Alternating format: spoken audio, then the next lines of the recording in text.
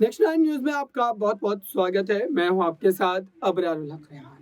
क्या अखिलेश यादव उत्तर प्रदेश की सियासत में ओपी राजभर के साथ जा सकता है और क्या ओपी राजभर फिर से ये कदम उठाएंगे? क्योंकि बीते विधानसभा चुनाव में भी उन्होंने गठबंधन किया था, लेकिन गठबंधन के बाद जिस तरीके के सूरत हाल देखने को मिले थे, उससे नहीं लगता कि फिर से वो यही गलती दोहराएंगे। लेकिन जब हमारे संवाददाता ने उनसे बातचीत की तो उन्होंने किस तरीके से अपने पक्ष को रखा, वो एक बार आप जरूर कितने हिस्सों में बटेंगे? नहीं, हम हिस्सा में थोड़ा बांट रहे हैं।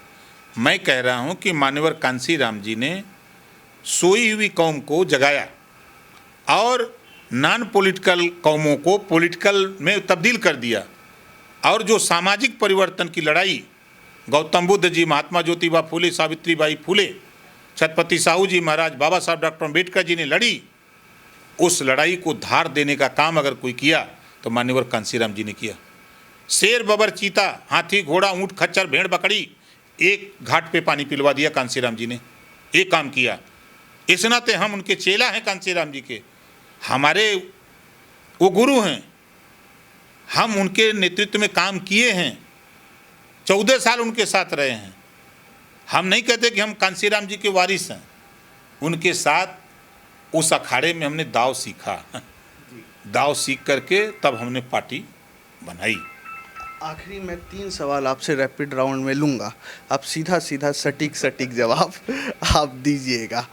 2024 में राजभर साहब या मूल रूप से सुभाषपा किस तरफ, बीजेपी या विपक्ष?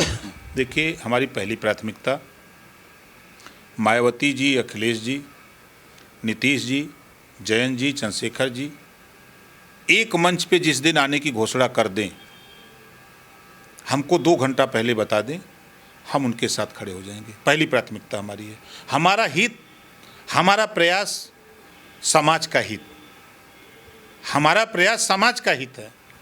अगर मुझे सत्ता प्राप्ति होती, रुपया कमाना होता तो मैं तो मंत्री था ही। रिजाइन क्यों दिया? सामाजिक न्याय समिति की रिपोर्ट लागू कराने के लिए, घरेलू बिजली का बिल माफ़ी को लेकर के, गरीबों का इलाज फ्री में हो, इसके लिए हमने रिजाइन दे दिया। लेकिन मैं आपसे कहूँ, मेरी पहली प्राथमिकता वो है, अगर ये लोग संगठित नहीं होते हैं तो फिर जिनको हमने अपने साथ खड़ा किया है उनसे राय मशविरा करेंगे, उनसे बातचीत करेंगे कि भाई आने वाले दिनों में आप थाने पे जाओ, आपकी बात सुनी जाए, ताकत कैसे बने। जैसा निर्णय हमारे नेता लोग देंगे वैसा फिर हम लोग करेंगे। एक अंतिम सवाल, आज एक खबर आई आपके, हम जहां बैठे हैं वहां से 300 किलोमीटर दूर लगभग गोंडा जिला, बृजभूषण शरण सिंह, आप कई बार इस पे जवाब भी दिए होंगे। सवाल मेरा ये है कि आज पहलवान जो अंतर्राष्ट्रीय पदक विजेता हैं साक्षी मलिक अमित शाह से मिलती हैं, उसके बाद जो उनको OSD रेलवे में जॉब है वो वापस उसको ज्वाइन करती है, बजरंग पुनिया ज्वाइन करते हैं। बृजभूषण शरण सिंह का कार्यकाल खत्म हो गया, एक महीना लंबा आंदोलन चला, जो इस तरह उसका अंत हो गया। ये लोकतांत्रिक व्यवस्था में कितना ठीक है? नहीं, देखिए, जिस लड़ाई को लेकर के वो लोग खड़े हुए, वो अपने स्वार्थ के चक्कर में आ गए। जब जिस व्यक्ति के खिलाफ पास्को एक्ट लगा, सुप्रीम कोर्ट के आदेश पर FIR हुआ, ये लोग तो सरकार के सामने झुक गए। आज अभी कोई गरीब कमज़ोर के खिलाफ कोई मुकदमा छोटा लिख दिया जाए तो पुलिस टांग करके जेल में कर देती है, और जिसके खिलाफ इतना बड़ा आंदोलन हो और वो लोग अगर शरणागत हो जाएं तो ये दुर्भाग्य है। डर? हाँ, बिल्कुल डर है, जैसे ED CBI का डर है। जैसे यूपी में अपराधियों को एनकाउंटर का डर है और बुलडोज़र का डर है, उस पर आप व्यापक तौर पर खुले रूप से दिखते नहीं हैं बोलते हुए। क्यों? मामला कोई पूछिए, बता दें। मामला जब कोई सवाल आवे तब ना उत्तर दें। अब इतने कई विधायकों के घर को डिमोलिश कर दिया गया, आप कहीं पे प्रदर्शन हो रहा है वहाँ पे फोटोग्राफ खींच लिए गए, लगभग सरकार का जो आंकड़ा है लगभग 4 अरब के आसपास का जो डिमोलिशन हुआ है बुलडोज़र के तहत। कैसे, मतलब ये प्रथा सर किस तरफ लोकतांत्रिक व्यवस्था को ले जा रही है? और यूपी में जो कि लोकतंत्र की जननी मानी जाती है और 5 प्रधानमंत्री दे दिए 4। देखिए, जो भी सरकार बनी अलग अलग नामों से जानी गई। कांग्रेस गरीबी मिटाने वाली सरकार, गरीबी नहीं मिटी और गरीब पैदा हो गए। बहुजन समाज पार्टी, दलितों की सरकार, कानून का राज। समाजवादी पार्टी गुंडों की सरकार के नाम से जानी गई। ये सरकार बुलडोजर बाबा के नाम से जानी गई। 2024 के लिए आपका संदेश कि किस रूप में सुबसपा आगे बढ़ रही है और कैसे जनता को या पूरे व्यापक उत्तर प्रदेश के तौर पर आप जाने वाले हैं, या पूर्वांचल के लोगों को किस रूप में अगर सुबसपा के साथ आते हैं तो फ़ायदा होने वाला है, या राजनीतिक संदेश क्या है राजनीतिक पार्टियों के लिए और जनता के लिए? देखिए, हम यूपी के साथ साथ देश की, हम बिहार में भी काम करते हैं, ऐसा नहीं है। बिहार के कार्यक्रम में भी अभी 10,000, 15,000, 8,000, 5,000, 20,000 वहाँ जुटते हैं लोग। जैसे हमने बताया ना कि मैं गांधी मैदान पटना में सावधान रथ यात्रा का समापन किया, ऐतिहासिक कार्यक्रम हुआ। यहाँ से भीड़ नहीं गई, बिहार की ही भीड़ थी। तो हम देश की जनता से अपील करेंगे कि सबसे मस्ट है शिक्षा। शिक्षा के लिए लड़ो। जो बाबा साहब डॉक्टर अम्बेडकर जी ने संविधान के पहले पन्ने पर लिखा है, समता, स्वतंत्रता, बंधुत्व और न्याय, तो सबको शिक्षा एक समान हो, इसके लिए आप लड़ो। बेरोजगारी कैसे कम हो, जो शोषित वंचित लोग हैं, गरीब कमज़ोर लोग हैं, उनको न्याय कैसे मिले, गरीबों का इलाज फ्री में कैसे हो, इसके लिए आप लड़ो। आप जातिवार जनगणना की लड़ाई लड़ो। महिलाओं की आधी आबादी है, उनके हिस्सेदारी के लिए कानून बने, इसके लिए लड़ो। देश में शराबबंदी, याद मैं आपको बता दूं, हम देश की जनता को बताना चाहूँगा कि आज़ादी की लड़ाई में सरदार वल्लभ भाई पटेल, महात्मा गांधी, चंद्रशेखर आज़ाद, भगत सिंह जैसे तमाम नेताओं ने जनता के बीच में कहा था कि देश आज़ाद होगा तो देश में शराब बंद होगी। ये संदेश देते थे लोग। और सत्ता पाने के बाद नेतृत्व करने वाले राष्ट्रपिता महात्मा गांधी जी, सरदार वल्लभ भाई पटेल जी का प्रदेश गुजरात, वहाँ शराब बंद हो गई, काम लगा कि पूरा देश बंद हो गया।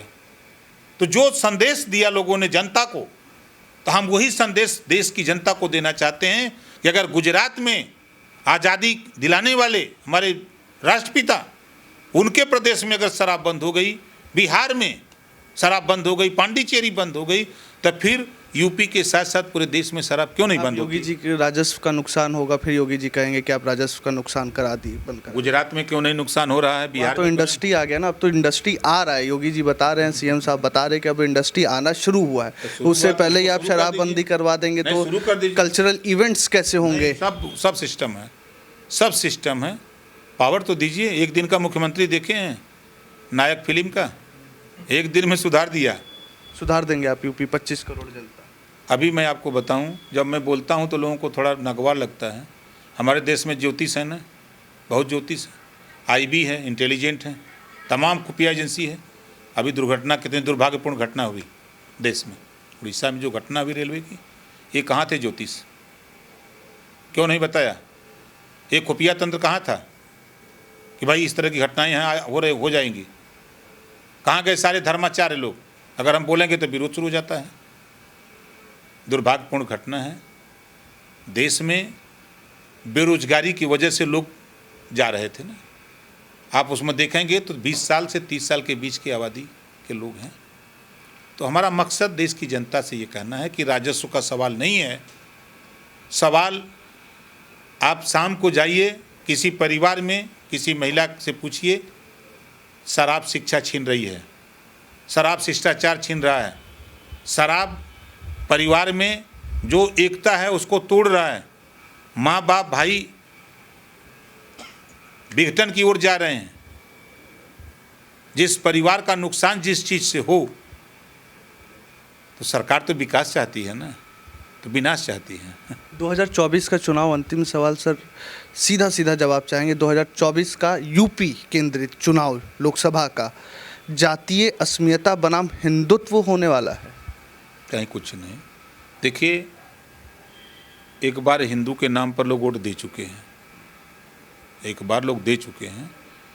गठबंधन, मैं दावे के साथ कहता हूँ, यूपी में मायावती जी, अखिलेश जी, जयंत जी, चंद्रशेखर जी, ओम प्रकाश राजभर, ये पांचों लोग इकट्ठा हो जाएं तो 70। तो आपने सुना।